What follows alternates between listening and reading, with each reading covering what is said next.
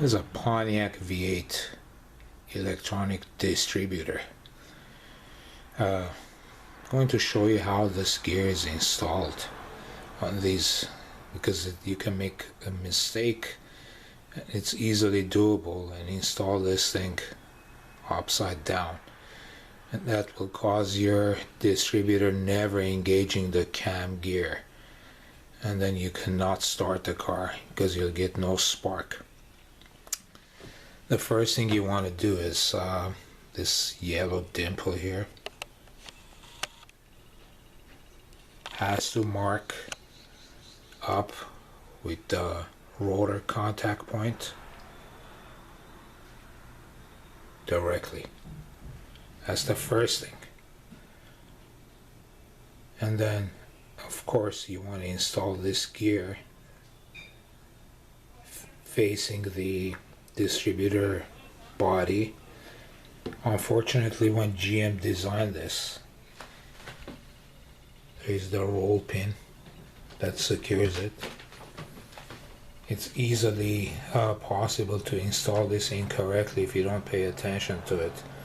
If you're not a professional rebuilder and you attempt to rebuild the distributor yourself, because this roll pin, if you reverse this whereby the gear faces down, it'll still line up with the hole and you can install it, little knowing that it's been installed incorrectly. Also, this will not line up.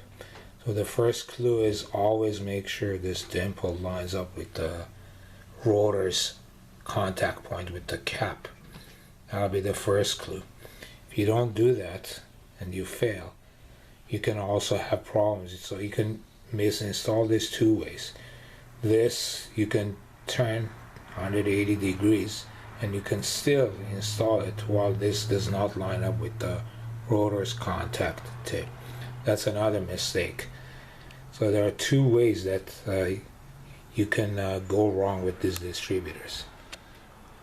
And there was nothing about this Pontiac distributor on YouTube. Nothing. Lots of stuff on Chevys and Fords and other stuff, but nothing on the Pontiac distributor, specifically the electronic version, which has a part number 1103453.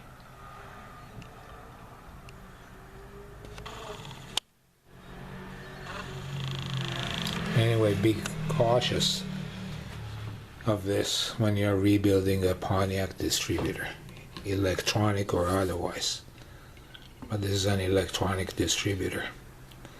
The first year that Pontiac had this is compatible with the electronic spark control and EST, electronic spark timing, computer controlled distributors.